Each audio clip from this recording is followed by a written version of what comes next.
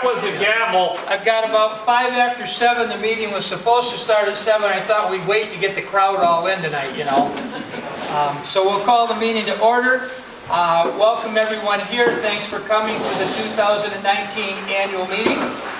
And at this time, if you'd all rise, we'll have a pledge to the flag.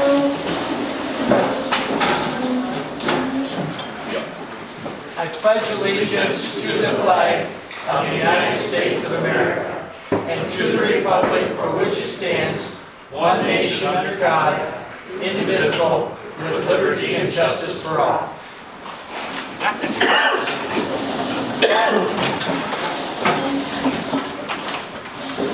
I'll turn it over to Don Wheeler for Secretary's report from last year's annual meeting. It'd be more fun if I just got up here and told a few jokes, but I don't have any. The Huron Community Fair Stockholders Meeting was called to order by President Brock last year on November the 14th. The minutes of the previous years were read by Secretary Don Wheeler, and it was moved by Al Kuhn and seconded by Kelly Zurich to accept the minutes. Motion passed. The Treasurer's report was given by Brad Palega. It was moved by Kelly Zurich and seconded by Sandy Kenny to accept the report. Motion passed. President Brock introduced State Senator Phil Pavloff, who presented the Fair Board with a proclamation from the Michigan legislature.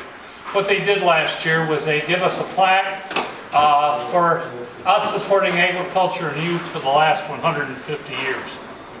President Brock gave his president's report. The 2018 fair was a huge success. Some of the highlights were our new bathhouse, 24 additional campsites, fireworks at our kickoff. Brock also gave a report about other activities at the fairgrounds. The SLA spring sale, the hog and sheep show in June, rental of the buildings for graduations, weddings, and family reunions were also reported.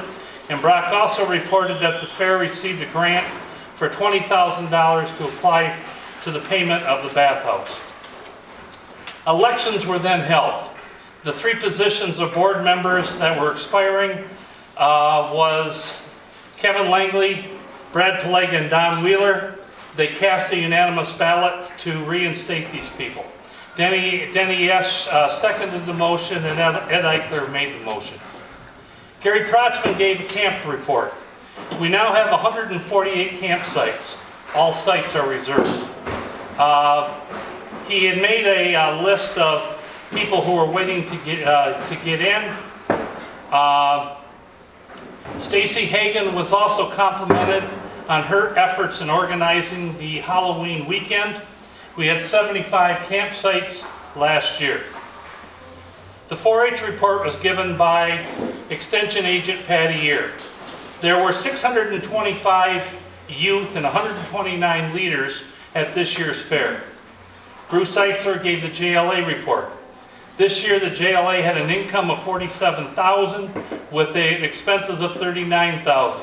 They proposed to make a superintendent's office. Al Kuhn gave the SLA report. He reported that there were 118 goats, 145 rabbits, and 102 poultry projects. The number of animals were up, but the sale receipts were slightly down. The SLA proposed project for next year is to pour cement behind their building to help with drainage and their washing area. Peggy Lloyd gave a report on light horses. This season we'll have 6 horse shows scheduled for the fairgrounds.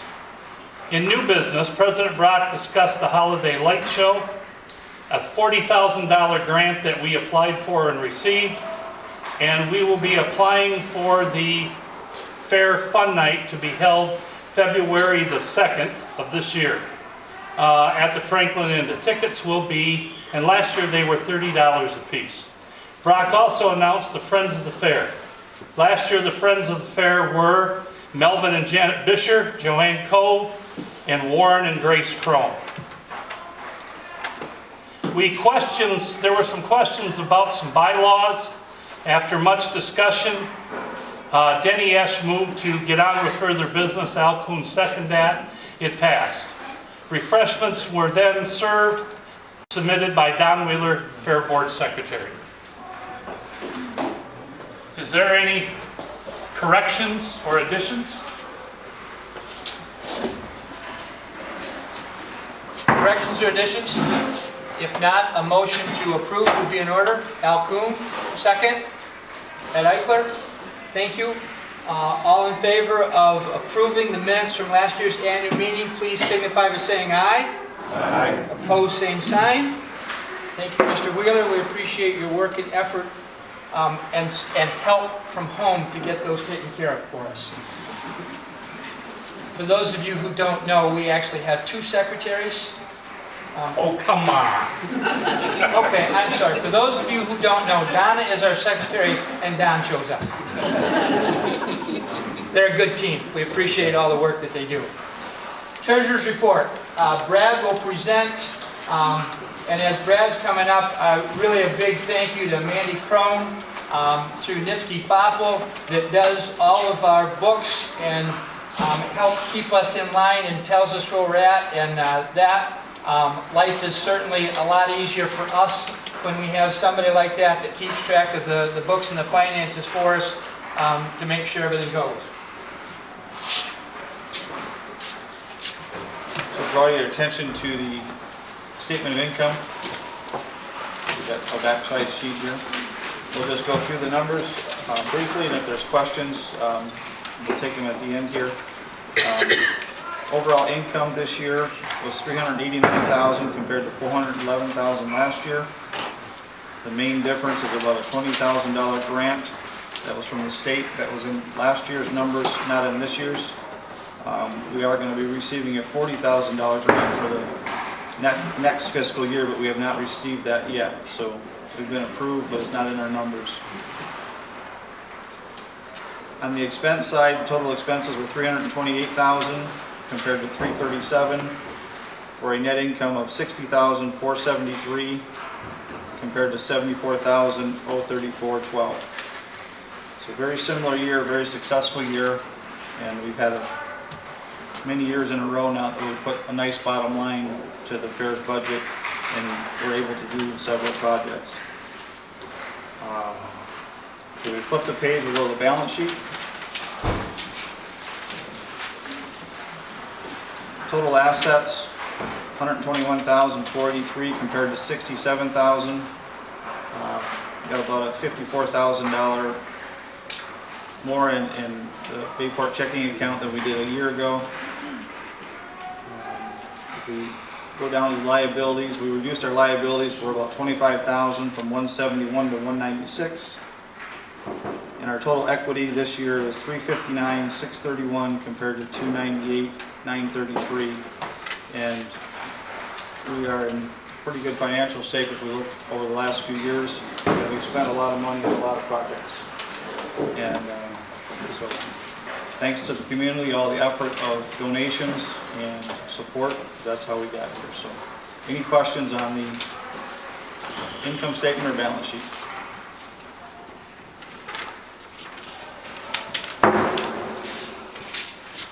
Thanks, Brad and Mandy. Any other questions, any pieces? If not, a motion to approve treasurer's report would be in order. Moved by Ed Eichler, seconded by Denny Esch. All in favor signify by saying aye. All opposed? Motion passed. Yeah, if you haven't figured out, there is hockey going on tonight. I think tonight is actually the first official night of hockey going on. So,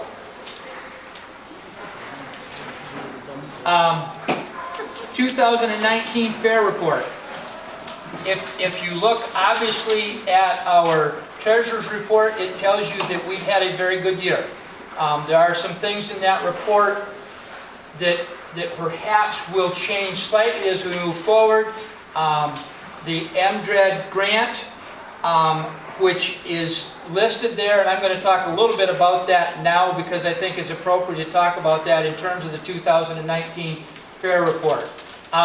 It's kind of unique in how that grant works. We can apply for it every other year, and depending on how the governor may have set it up in their budget, it changes every time we go to apply for it. So we never know for sure how much money might be available. We never know for sure how much match it might take to get. And it's just kind of a crapshoot every 2 years as to where we're at with it. And the process is we apply for it typically in the middle of the winter, and then hope that they announce by our zone meetings in early spring whether you receive the grant or not. And so Don and Donna and my wife worked diligently at getting that done and turned in, and we waited patiently and waited patiently, and it was actually the 1st of June before we were told that we had received that grant. And the 1st of June to receive a grant to use, and it's supposed to be spent, typically spent by October, is not always the easiest to do when you're talking about a sizable chunk of money. The state has been wonderful in allowing us to work with that process. So the grant that we received this year was a $40,000 grant, of which we had to have $20,000 of match funds to go with it. So we have to spend $60,000 on fairgrounds improvements based on the grant that was put out there in order to do that. And so what we had hoped would happen was in June we would talk to the contractor and he'd say, yeah, I'm right on that, and it'd be done by the fair. Well, obviously in June you don't talk to a contractor and have it done before the 1st of August. So it was supposedly going to start the middle of October. If any of you have been working with contractors at all this year, you know that they are all been extremely busy. As much as some of the other industries have been hurting, they've not been. And we're real close to having that start. And then we got Monday's weather. Actually, I was told that the materials were going to be on the ground yesterday or today, a week ago. And I'm glad they're not on the ground right now, because I really don't want them under a foot of snow. That grant is going to put new steel on the outside of the 4-H building. It's going to put a new steel on the outside of the bathrooms up front by the office, the old bathrooms, steel on the sides, and a new steel roof. It's going to change the doors on that bathroom to become handicap accessible. And it's going to replace what was the old office with a new 24 by 24 foot storage / workspace. That's where our sheriff's security works out of. That's where our fair maintenance works out of. And that's where we store things that need security for the winter out of the weather, basically sound equipment and some of that kind of thing. So that will all be done with that grant, and we believe there will be enough money left over that we will continue to do some work inside of the Merchants Building where the air conditioning was started last year. And if this weather breaks back again, as soon as it does, that project will start. If not, it'll be the first thing in the spring. And the state has granted us extensions on the spending of that, so we're fine with it. I just wanted to give you that because I know that's a piece that will come. In terms of the 2019 fair, we were very happy. We had a good week. Weather for fair, I think we were probably better than many fairs this year. We didn't have any blistering hot days. We had a little rain once in a while, but nothing affected us. Our gates were pretty much normal, and so everything went quite well. No major incidents except one that we'd all prefer not to talk about.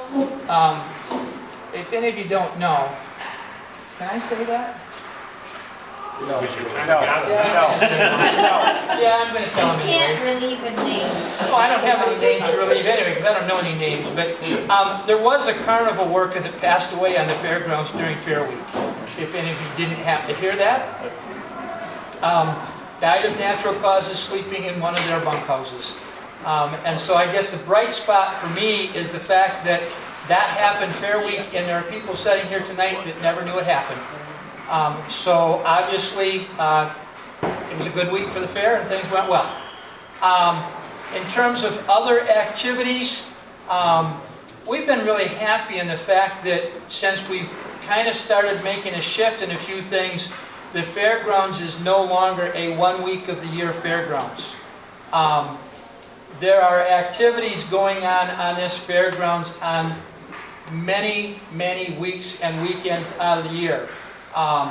Between our Halloween camping event, which Stacy and Kevin worked hard at, and 90-some campers there this year, in cooperation with the Chamber of Commerce and Bad Axe. Lots of fun, great things with that. Multiple horse shows. I think we've had 5 weddings on the fairgrounds this year and have multiple booked for next year. We have a couple other camping events that came in this summer. We've got a couple booked for next summer. So truly, the fairgrounds is becoming what I think it should be.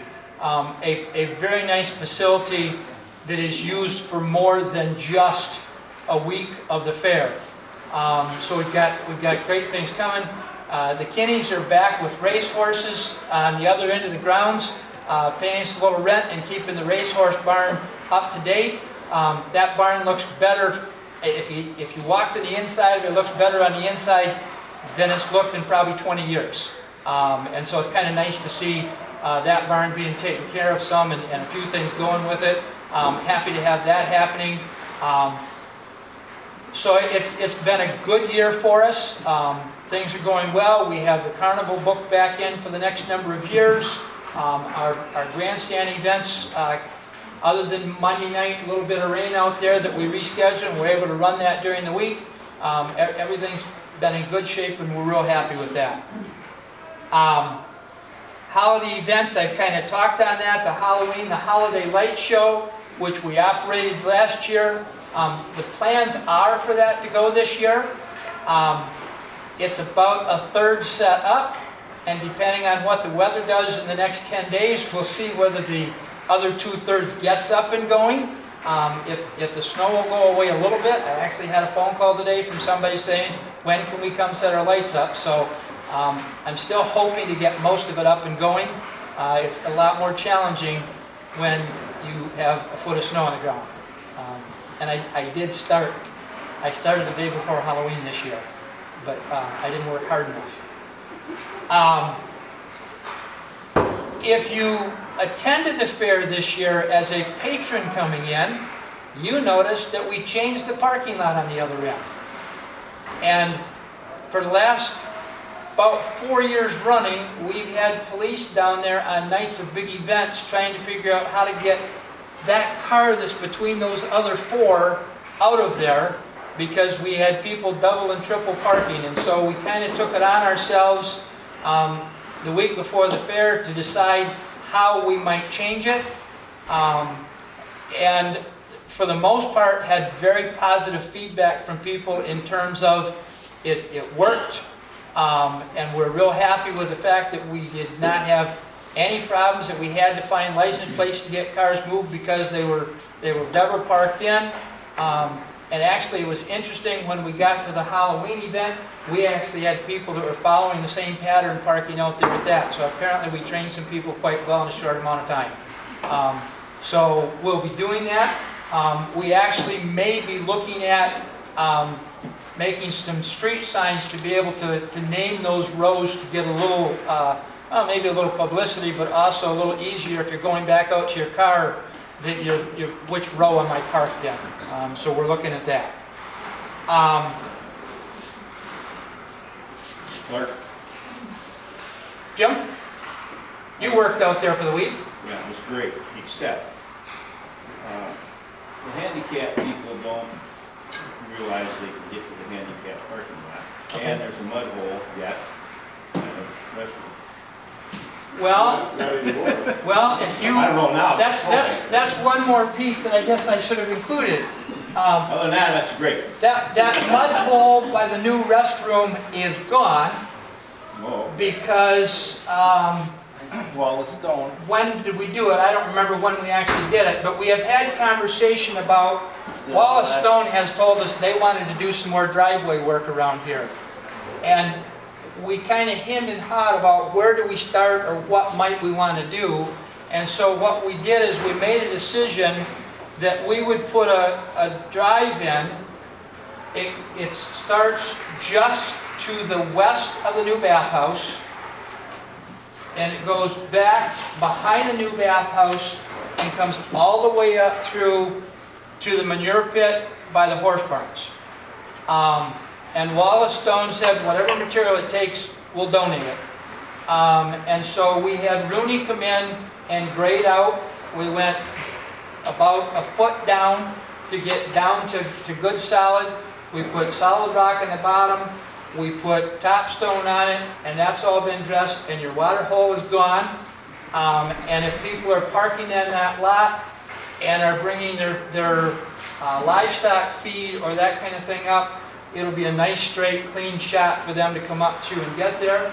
And then when we got done with that,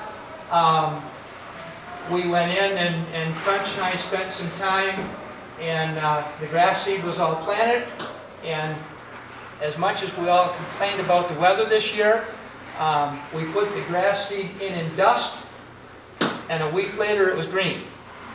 Because we got it just before the rain started, and if the snow wasn't there, and you came before dark tonight, you would think that driveway had been in there for years. The grass has all come in wonderful, the water holes are gone, and I think we're going to be in good shape there. So. Yeah, and Robbie Eisler hauled all that stone from Wallace over in. We had a bulldozer donated that allowed us to level, and then the county came in and did final grades and crowned it and the whole bit. So seriously, I don't kid you. If you went out there and snow wasn't here, you'd think that road had been there just like all the rest of our roads. It has turned out real nice. So that's there. Before we move into election and committee reports, any questions, comments, or thoughts from shareholders on this year's fair?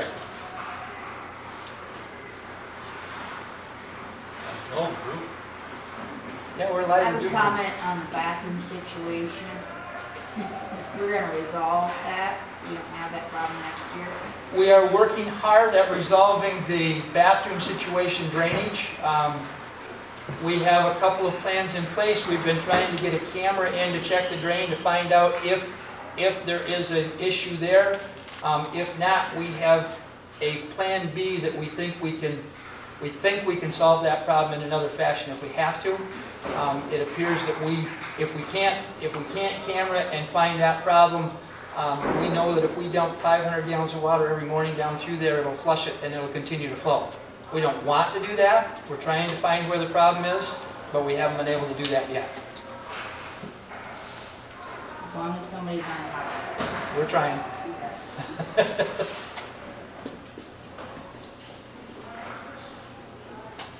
Okay, if there's nothing else, at this time, we will hold our election, our board election.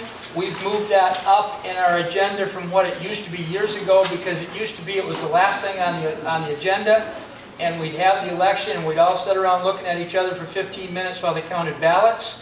And so we've moved it to this portion of the meeting to be able to get that. If you are a shareholder, you should have a ballot in hand. You will notice that the 3 board members whose terms are up this year are myself, Doug Ayer, and Gary Zurich. I will open the floor at this point for any nominations for that ballot.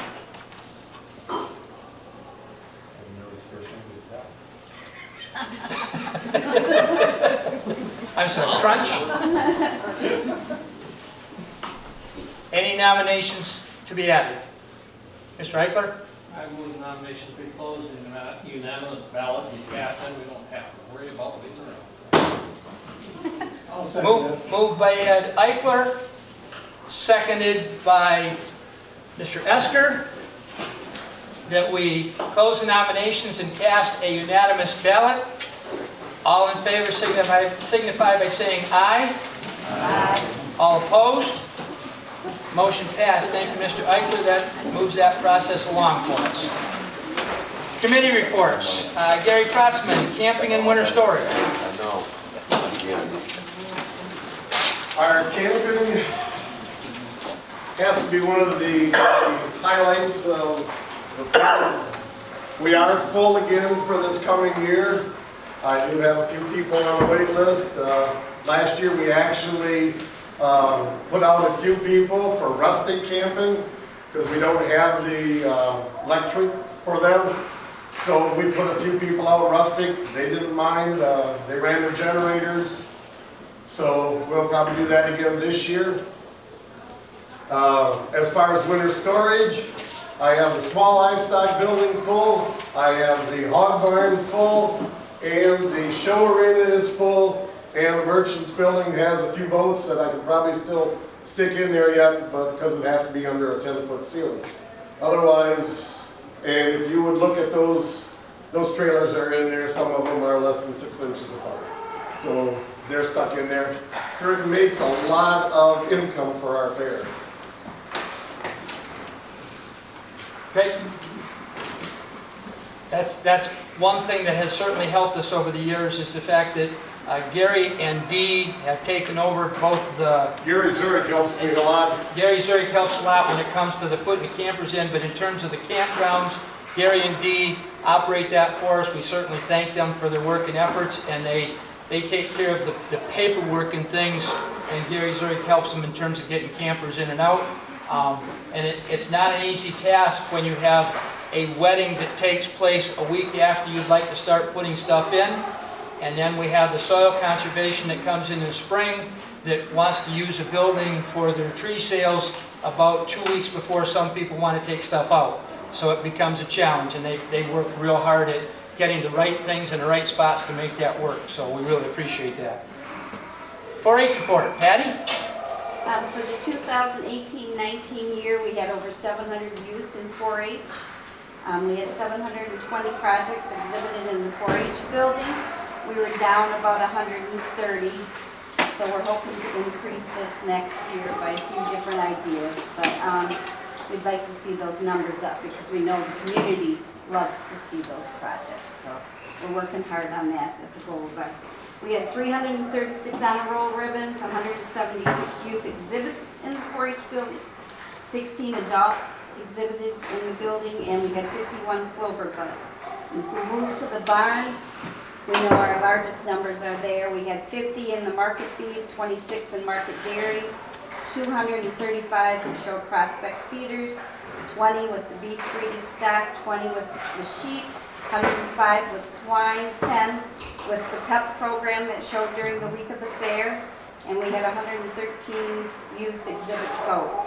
Our numbers for poultry and rabbit, we couldn't define those because there were a lot of duplicates. So, but our numbers are up, and so we're really happy about that and trying to keep those numbers up as well. So. Great. For the 4-H building, the council and some clubs were able to finish those showcases in the building. They look really nice. It's nice to see all the glass in them this year, that's for sure. We're looking forward to working with the Fair Board on the renovations for the building, and we really appreciate you allowing us to use the building for our May. So we really appreciate that. Great, thanks Patty. And if anybody's interested, previews of the garage sale, Patty could start doing that any time.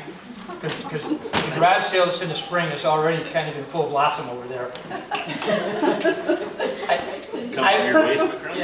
I would share with you, when Patty talks about our 4-H numbers being up and some exhibits being down, I happen to sit on the district Extension Advisory Board, and we actually had a meeting today, and that's St. Clair, Sanilac, Tuscola, Huron, and Lapeer counties that are within our district. And the report there is across the state, 4-H membership numbers are actually down. There are less kids across the state. fairly considerable across the state in terms of 4-H membership. So the fact that Patty and our 4-H council here are having our 4-H membership increase is really a great thing, and shows the hard work that they're doing and what we have happening here. It was interesting to talk to some people about, you know, issues and problems they're having, and we keep getting more kids that are excited and interested and involved. So I think that's a tribute to what Huron County actually has and what's going on, and so that's wonderful. And we look forward to better things with a nice renovations to that building for next year. Clark, Yep. along that line, I haul people in, and sometimes I bring judges in and people from other counties, and they start asking me that same issue. What do you guys do? When they ask some of the judges, how do you increase participation in these things? They say, go to Huron County and talk to those people. That's what story I get. Sure. I haul people in. And I would tell you that we get those questions on a regular basis, and I tell them it's a very simple answer. We have adults in this county, and we have support of the businesses and community that's here that promotes it for those kids to be involved and want that. And our 4-H program does a lot of great things for those kids, not just Fair Week, but throughout the year.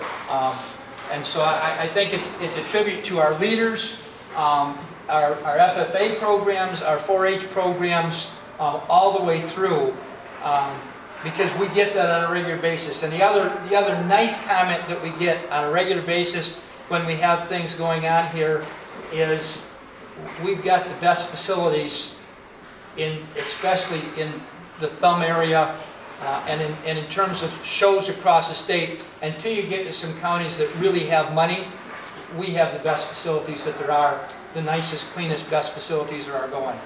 We have a lot of kids that show at jackpot shows and other things, and they'll all come back and tell us Huron County has the best facilities going right now. So that helps. It really does. JLA, Bruce is unable to be with us tonight.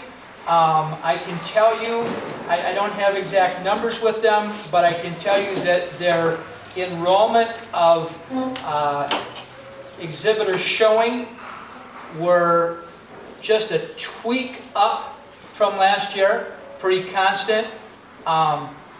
Going into the week of the fair, JLA administration and Fair Board were very concerned about Friday's sale, because if anybody pays attention to anything, you know that the ag economy in the state and Huron County has not exactly been wonderful. Their sale numbers were off a little bit, but it still was a wonderful sale. Kids did very well, and they had a very profitable year. Things went well for them. They have made their payment that they make to us each year to help with some of the utility expenses and things that go on, as well as the membership fee that is paid. So they had a very positive year with good things happening there, and great things around their barns. SLA, Al?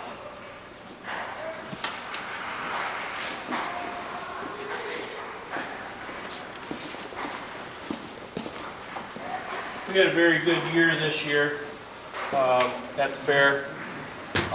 We had 184 registered participants, which we were up 10 over 2018, so we had more kids involved. Our SLA sale, actually we sold 10 less units total is all, but our sale was up $3,000 over the previous year. Our sale was $76,895, so with selling less and having more money come in, it was a great thing. We are going to be making a few changes for next year. Right now, if we have kids that show multiple market animals or species, the rabbits and poultry, and there's so many different ones, and if they get grand and reserves, they can be out there selling quite a few animals. This year, we're going to limit that to where they only show 2 market classes, so they can only be out there to sell 2. So our numbers may be down slightly next year in the sale, But we're just trying to get it so we're not taxing all our supporters to the max, because we've had some feedback where a lot of people didn't like seeing that, so we're going to make some changes with that.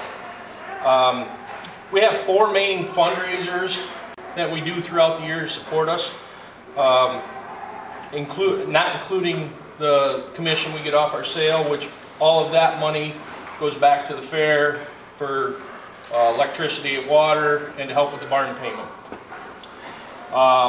Out of our fundraisers, one of our biggest ones that we had that we started last year was a scholarship fund. We did a 5-month raffle, and we gave out 2 $500 scholarships last year to some SLA members. One was Jessica Morosky from Port Austin, and the other was Rayleigh Jeffers from Elkton. This year we've sold the tickets again. We're in the middle of our 5-month drawing right now. We've got December and January yet, and then we'll announce our scholarship winners coming up at the fair next year at our sale. So we'll have a process and application process for that. Our other fundraisers that we do that bring us in some pretty good money is in February we sell candy bars, and that seems to be pretty profitable for us. And also we've been doing the basket raffle in the SLA barn during Fair Week, and that has turned out to be a real good fundraiser for us. And something new we started last year was at the Pasta House. We do a fundraiser with a pasta buffet and a silent auction. That was real well. We're going to be doing that again this year in April.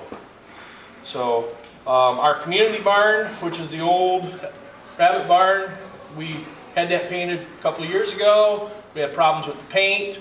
The paint company stepped up and said, yes, we need to put some different materials in there. They provided us with new paint. We hired someone to come in, clean it all off, repaint it again. JW Hunt Trucking sponsored that and paid for that to get redone. It was done before the fair last year and it looks really good. So things are going really well with the SLA. And anybody have any questions? Okay, thank you. Thanks, Al. And I think that is one of the other pieces when you talk about how we keep getting more kids involved. I think back 7 years ago, about that, when Melissa Kloxing and Melissa Kramer came to us and said, you know, these kids without the chance to have big animals need to have an opportunity to have something too. And we kind of started the SLA at that point, and that first year we all kind of scratched our head and said, you know, I don't know, is this the right direction to go? And I think a tribute again to the volunteer leaders and people that step up in this county and the businesses that support it, the number of kids we have with a new building and busting at the seams full of animals. So it's one more great piece that we have there.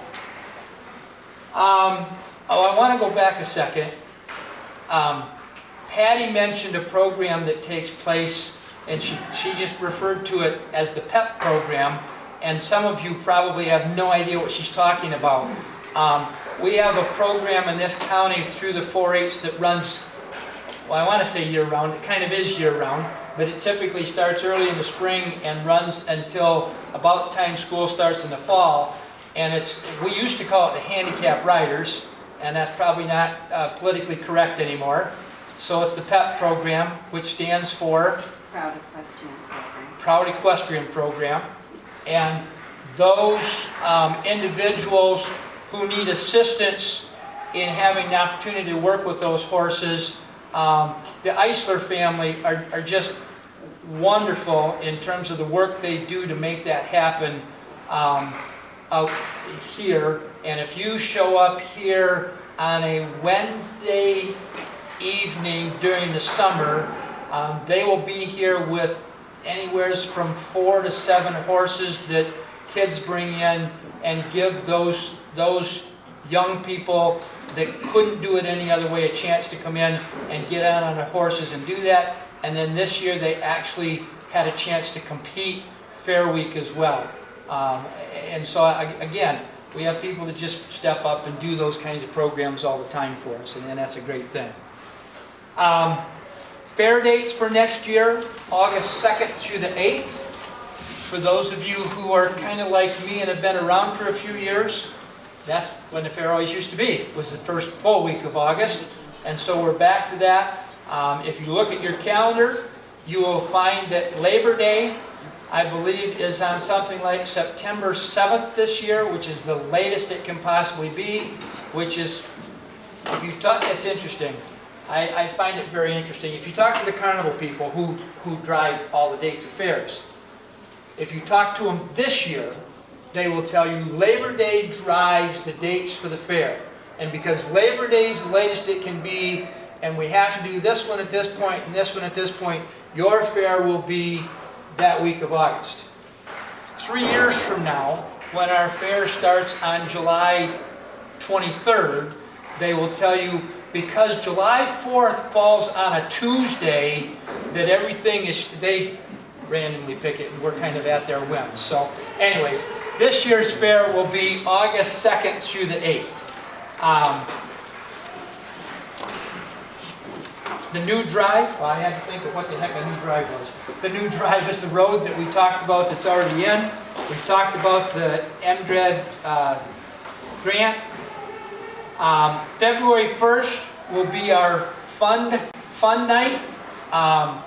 We've been doing that for, is this going to be the 5th one? This will be the 5th one. And we every couple years kind of tried to change it up and do something a little different.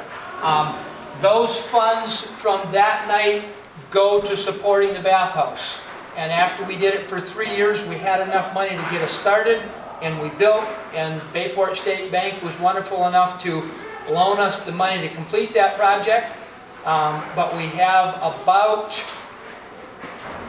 5 more years to pay. Something like that, I think. And so we continue to have these fun nights in February. This year's is February 1st, comedy show at the Franklin Inn again. There should be flyers that Stacy has that are floating around. Tickets are now available. They have been printed, so if you are interested, you can purchase those anytime. You will see it on our Facebook page. And I'd like to thank Stacy for all the work that she does with that Facebook page. If you follow us at all, if you're connected to the fair Facebook page, you will notice that anytime there's an event, an activity, or something going on, it gets there. Stacy's responsible for making sure that gets on, and we really appreciate the fact that people share that when it gets out there. We had a zone meeting down this fall that we went to in Midland. I believe it was Midland Fair was there. Oh, yeah, at Gladwin. It was at Gladwin, but Midland Fair was there. And their fair manager told us that they took a look at their advertising this past year and decided that they were going to get a little radical about it. And they, if you look at the Midland area, which is obviously much higher populated, a whole different setting than we are, they told the television station, no, we're not running an ad on your television station this year. And the television station said, what do you mean? We're not spending money to do that. We don't have people that show up at our fair that say, saw your picture on television this week. So they're not doing that. The newspaper came in and they said to the newspaper, we're not taking any newspaper advertisements out this year. And the newspaper went, well, you contracted with us. No, our contract was up last year. We're not doing that this year. And they went strictly to social media, and their attendance was up this year. So I'm not saying that we're going to, go that route yet, but obviously one of the big things they did is between Facebook, Snapchat, and some of those other things, they got people to share and put it out there. And what they found was they were getting a lot more hits and attention from that social media or that type of thing. We've been working with the Tribune in terms of some of our advertising and things. And for any of you that advertise in our fair book, you will notice that it goes on their online, and their advertising goes on Facebook pages, their Facebook, our Facebook, and they have indicated that they will put our book electronically on their website this year as well as ours. So we're looking at how we can better use some of that electronic advertising that's out there, and whether we save money or not, try and get a few more people to know we're there. So on that fun night, if you get a chance to share it, we'll have posters and things available as well. Please share with people that it's coming up. We had a lot of fun. It's a good meal and a good night. 400 people. Yeah, we had 400 people there last year. It was a little scary. On Wednesday, I think it was Wednesday, Robbie and I were talking, and Robbie says, "What do I tell the Franklin?" And I said, "We've sold 200 tickets, tell them 250. So Robbie says, "Okay." And I said, "And ask them what happens if we sell more." And they said to him, "Sell it out, we don't care." They were kind of chuckling in the background. Between Wednesday and Saturday morning, we were slightly over 400 that were there. So we had an awful lot of people in the last 2 days that were buying tickets, and we actually had to turn about 50 people away and tell them, "Sorry, we don't have any more tickets." So it was a great event. It did very well for us. We do a little silent auction that night, a little 50-50 raffle and a few things like that, but the money from that makes the payment on the bathrooms. I've already asked at one point, any other stockholder participation? If you have any questions, concerns, or comments? Mr. Eichler. Comments. Over the years, I've spent a lot of time on the road, and I've had more than my share behind the podium request to speak for one place or another. And in doing the research, one of the things I tell people, I'm from Huron County, Michigan. Don't confuse it with Huron County, Ontario, which is right across the border. Well, the border's a little wet, but that's okay. I actually saw ice on the St. Clair River this afternoon. And Huron County, Ohio, which you run into trouble too. But population has been 136. I'm confusing two different programs here. There's been 36,000 since 1890. Flatline people. Now, in the last 10 years, we have lost growth. We're down to 32,000. The reason I mention that number is to follow on what you said about the volunteers and all the participation. We're doing more with us. And you are all to be commended for the work done here, because you've done very, very well. You've upset a few people now and then, but you're doing something that will upset me. Thank you. I have a comment. Yeah. Have you ever given consideration to widening the west driveway for another lane of traffic coming in so you don't have traffic jams out on the road? We did. 3 years ago? Well, at the fair, on some of these big events, that you can get a lot of people coming. You've got that little block right off. So another lane coming in, all you need to do is have one more person take money. And you'd be taking money faster, people would drive home. Okay. Did you want to volunteer for you can get the free stuff and you can get it hauled free. The answer, You can get the excavating done free. the answer to that question is not that we need a wider driveway, is that we need 2 more people taking tickets, because we have had a couple nights in the last couple years that we have had 2 lanes in, and when we can get our people down there or get it down there to do that. I'm actually in the process of negotiating turning our tickets, our gate ticket people over to another organization to run that for us, so that we can concentrate on things that have to be and not have to worry about those extremely busy nights at those gates and have someone else that's doing that for us in an effort to help solve that type of problem. But you're right, there are nights that we need to have 2 rows in, not 1. 4 in would hurt. 4 in costs us You got parking. 3 in quite often now. 4 in costs us parking. Yeah, I hear you, Jim. I know. I can shut up now. I don't know if anybody gets the Bad Axe paper, but I'm still one of those crazy people that do.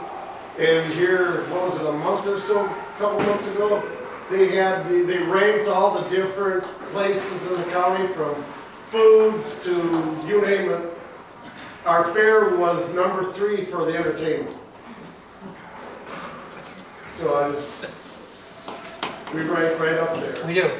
Well, I made the comment, and I made the comment to Patty's previous boss, who didn't like it when I made the comment to him.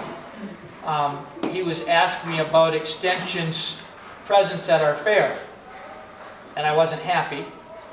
And I said to him, tell me what the largest single agricultural event in this county is. And of course he looked at me and he said, well, it's the fair. And I said, you're right, without question. And my comment back to him was, you tell me how much time your people of your offices spend at our fair during Fair Week. And he went, oh, my 4-H agent's there all week. I said, you're right. Your 4-H agent is. How much time are the rest of your extension people here? So I will have that conversation with our district director again before we get to fair, because there is no question in my mind that from a youth or adult standpoint, either one, we are no question, we are the largest single agricultural event. And in fact, I would also say, other than cheeseburger, we are probably the largest event that goes on in this county. And frankly, I'd prefer not to have a connection with cheeseburger as far as the fair goes. So I think we do a great job there. Anything else from stockholders tonight? Denny?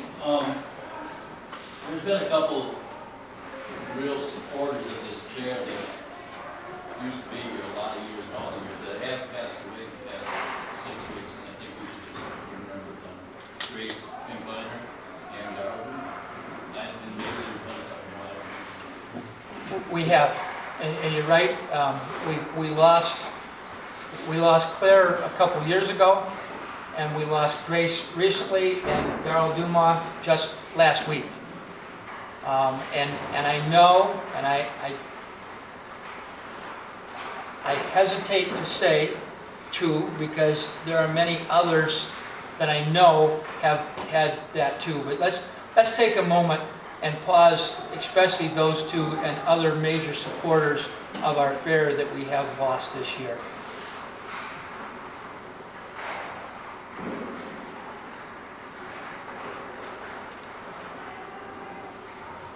Thank you. Friends of the Fair, and that's a piece that it is. We started that. I'm not going to say what he started because it's been a few years ago. Ask Ed. Yeah, I could ask Ed. Ed, you remember which year we recognized you as a friend of the fair?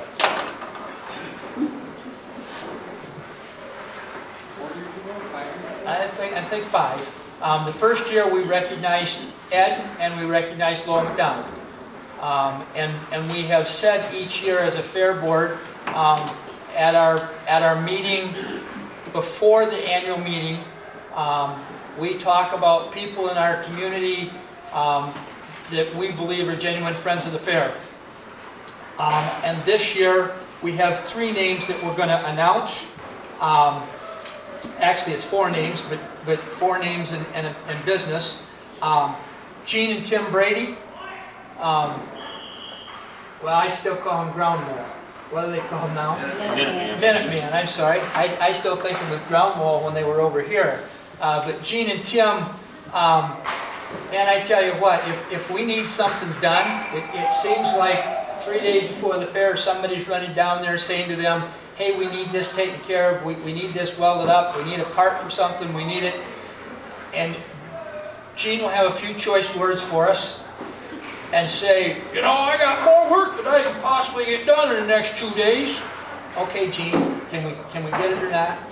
And you show up the next day and it's laying there on the ground, done, completed. Send us a bill on that. And sometimes he remembers to, and oftentimes he doesn't remember to send us a bill purposely. And so we really appreciate them, and we want to recognize them. We're going to recognize Wallace Stone this year. That's a business that has donated more dollars and tonnage of stone. And each year, Robbie says to Eric over there, so where are we at this year? And Eric says, start hauling. When you get done, just stop. It's never, he never worries about keeping tally of how much it was or whatever. And then when he and his kids, his daughter comes and brings livestock to the fair, it's usually, you should have put some more over there, you should have done a little more here. And Wallace has been wonderful that way to us. And our third piece of recognition is this year is going to be Dave McDonald. The McDonald family, and Dave is third generation at the business there. And as much as we all know they've struggled this last year, I would tell you that I was on the phone with Dave the week before the fair, talking about a couple of fair things, and actually talking about sale, and Dave was in tears. Because Dave says, we can't do what we normally do. And I said, Dave, you've done more for us and this county than we can possibly thank you for. And he said, no, it's just not right. I just don't know what to do. So we want to recognize Dave this year at the fair as well. They have promised us as things clear away, they'll be back to stronger, and there's not a family in this county that I can think of that has been more supportive of kids and youth and special projects than them. And so Dave is our third that we will announce to recognize. Election results are, thanks Ed, that's all taken care of, so you don't have to worry about that. Any other new business that needs to come before us tonight? T-shirts are on sale for this year. This year's t-shirt, Don would tell you it's silver, and I tell Don that's Heather Gray, that's not silver, but you know how Don is. I like silver. So the t-shirts are all printed and available at this time. If you're interested now, they'll be available right up through fair so long as supplies last, and we have that. Anything else for the good of the cause before we adjourn? If not, I'm going to adjourn this meeting. I thank you all for coming out. There's cookies and milk and water at the back. Have a snack for on your way home or before you leave. Feel free to socialize or ask questions. Board members, we have to have a quick meeting. Meeting adjourned.